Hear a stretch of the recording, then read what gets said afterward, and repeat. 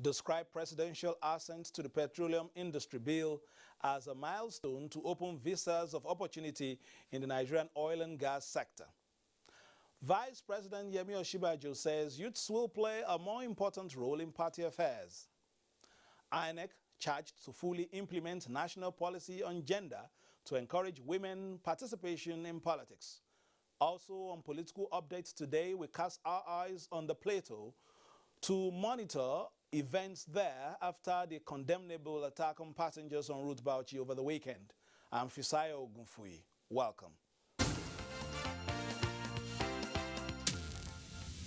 The presidential assent to the petroleum industry bill into law by President Muhammadu Buhari has been described as not only a milestone but an opening of visas of opportunity in the Nigerian oil and gas sector. Key players are optimistic that it will change the narrative and make the industry more focused, transparent, and higher revenue generating. We have a special on the industry and the efforts to reposition it for optimum performance.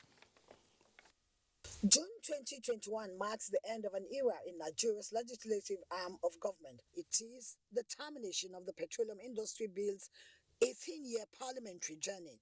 The bill, conceived during the Olusegun Obasanjo administration in the year 2000, is part of efforts to reform the critical sector behind Nigeria's major foreign exchange earnings.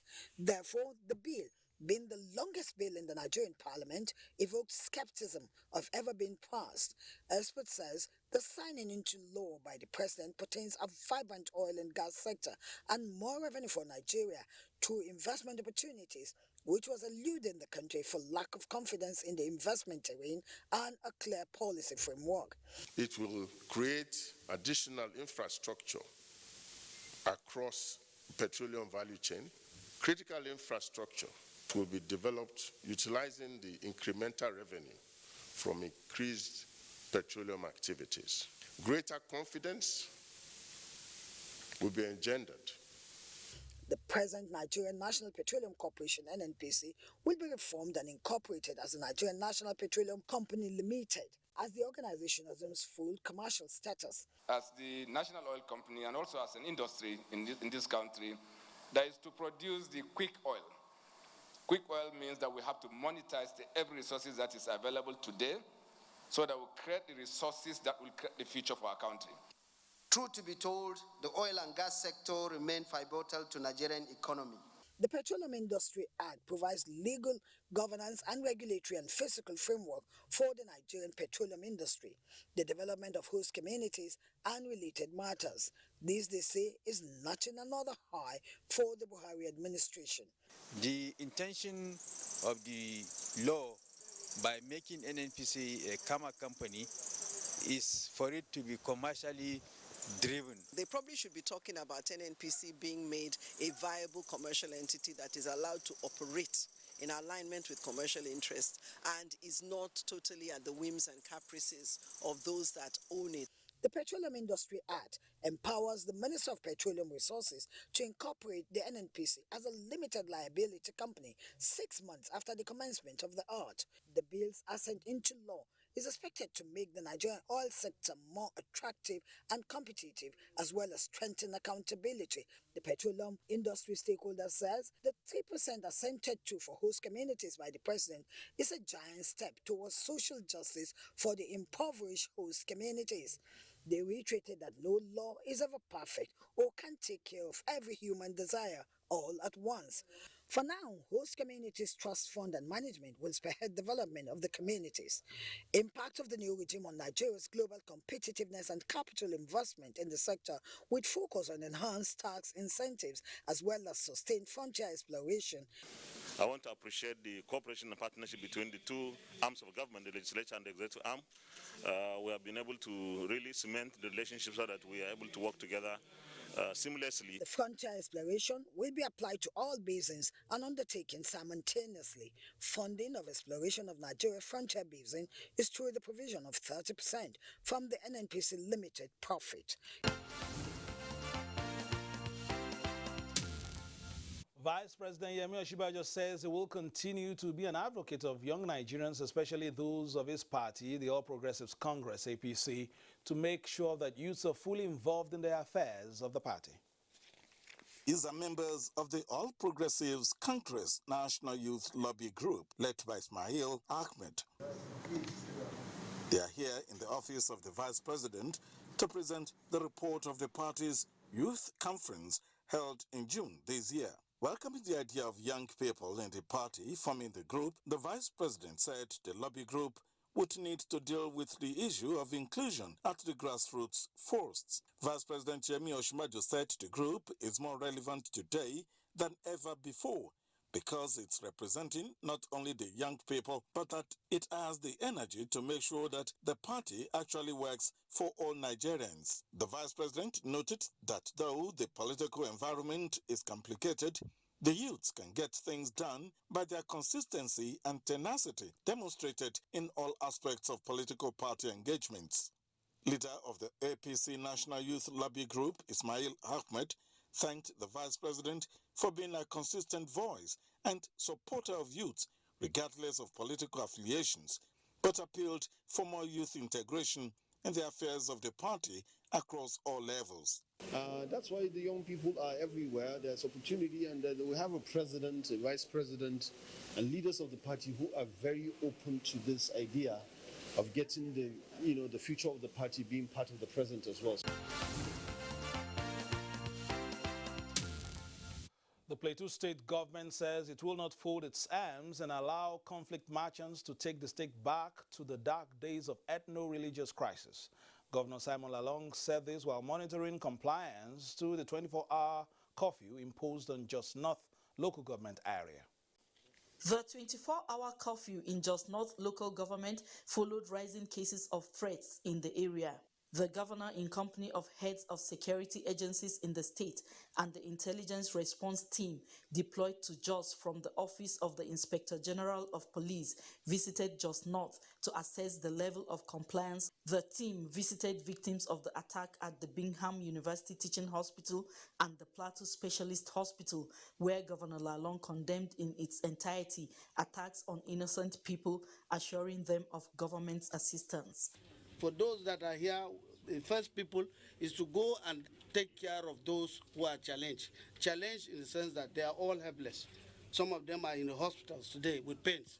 So that's why we took time to first visit all those areas, those people who are in pains, make sure that we save their lives, and then we will now continue with our search for the criminals.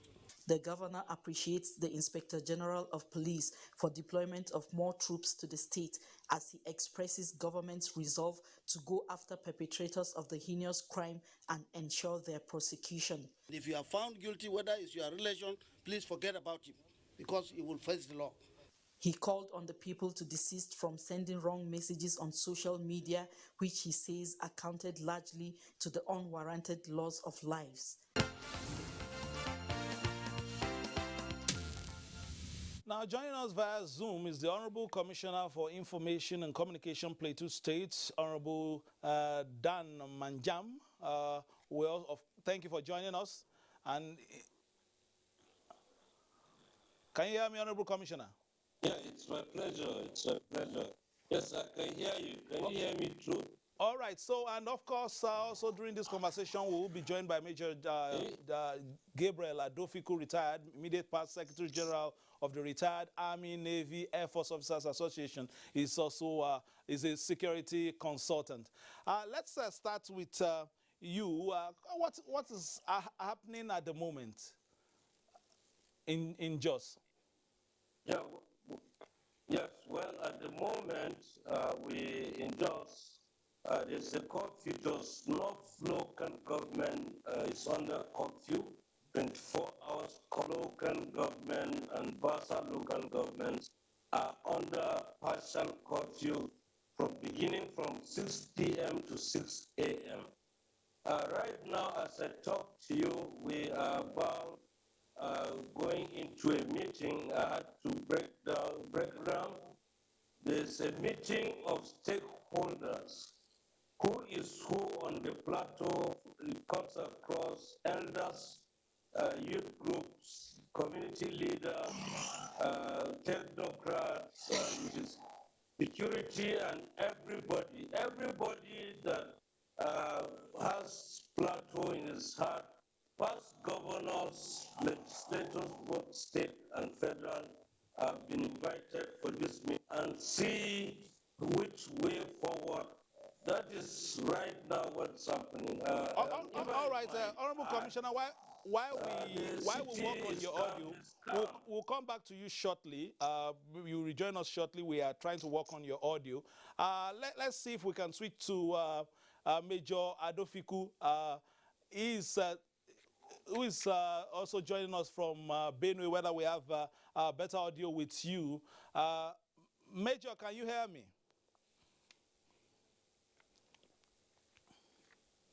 All right.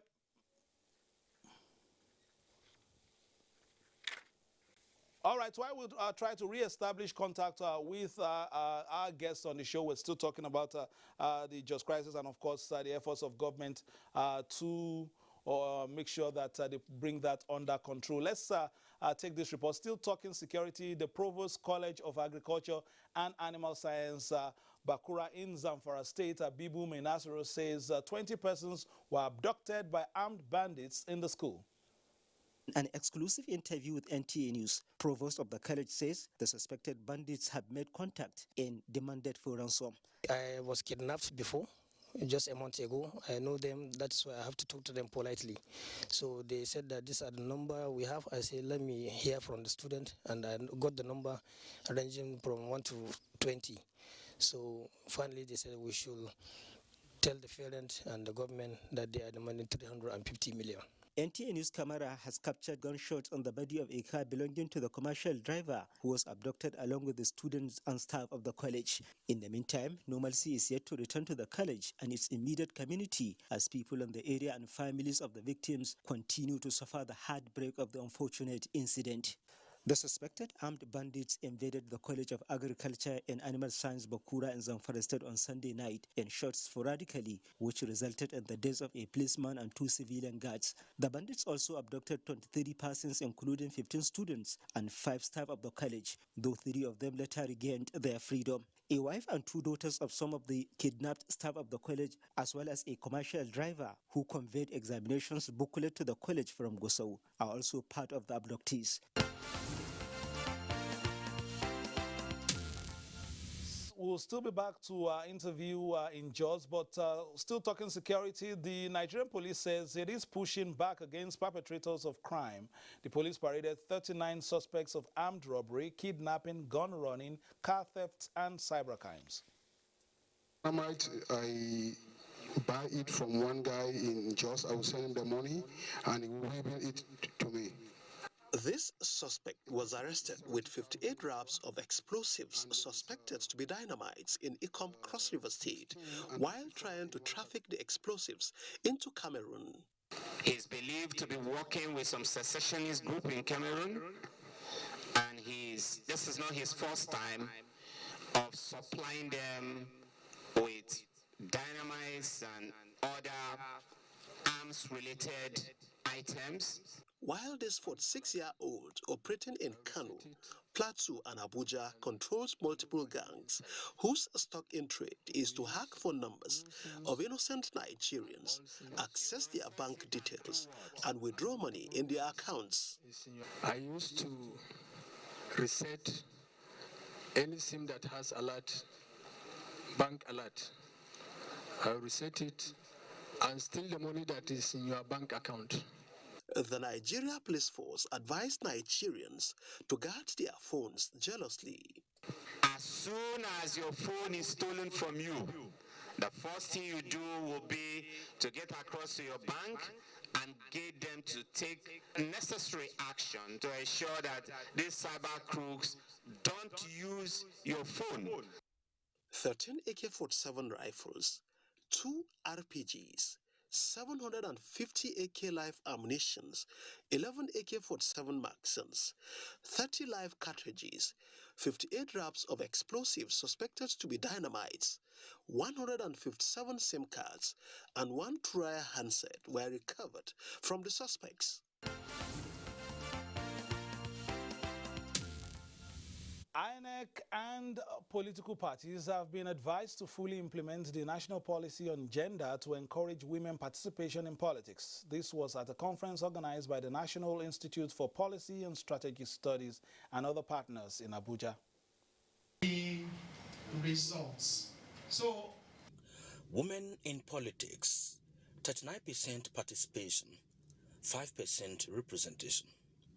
An unappreciable figure that places Nigeria as 181 out of 193 countries in terms of women presence in the National Assembly. 2023 elections are approaching, so meeting rooms are busy to come up with an agenda to engage INEC and political parties for more relevance. Because there are adequate legislation in the country to encourage women participation, and even within the political parties, that there should be a number of seats reserved for women at the National Assembly.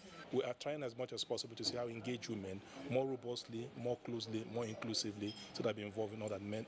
Nocturnal meetings also a disincentive. In our culture, we know very well that women are not expected to come back very late at home. And that is why most marriages spark up when women become very actively involved in politics. And we know that when they don't turn up for this night meeting, that's when important decisions are taken. So they are just left off. They should hold their meetings when it's reasonable for a married woman to be out of her home. Democratic practice is not something that should be monetized.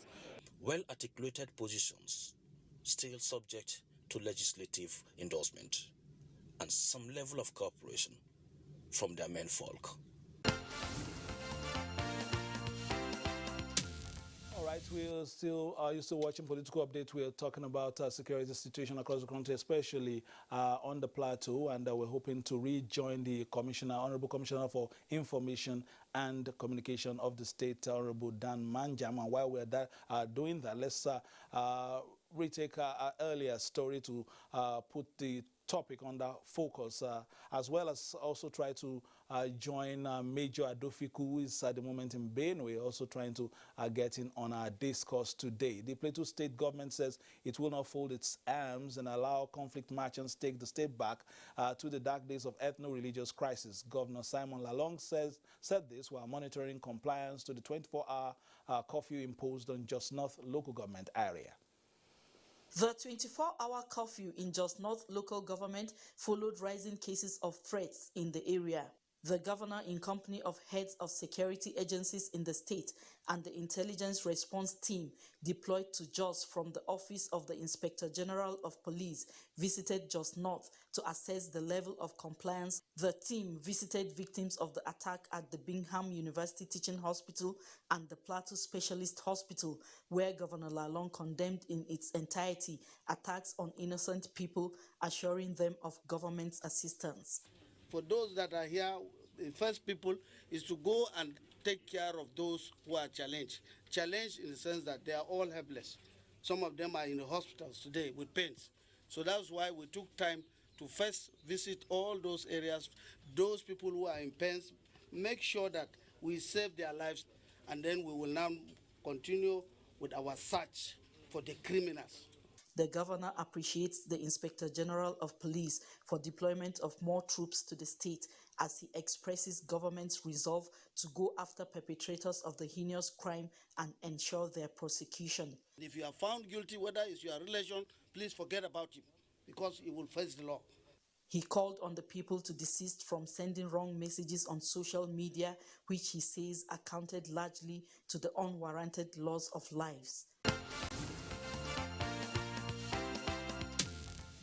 All right, I'm afraid we could not rejoin the Commissioner for Information, the Honorable Dan Manjam in Plateau, and also we would try to recapture the mood in Jos in our subsequent programs, especially the one on Friday, as well as an eye on Kabul, Afghanistan, with a Nigerian envoy in Asia, before, as well as put a perspective in proper perspective, put the issues in proper perspective, talking about the humanitarian issues there, and of course the new regime there as well. And that puts also, a premium on peace and stability in other parts of the world, especially in sub-Saharan Africa, as we are stakeholders here as well. My name is Fisai Ogunfe, thanking you for being a part of today's program, urging you to continue watching the Nigerian Television Authority, where we give you the very best of news, reviews, previews, and interviews, and urging you to always responsibly play your politics for the greater good.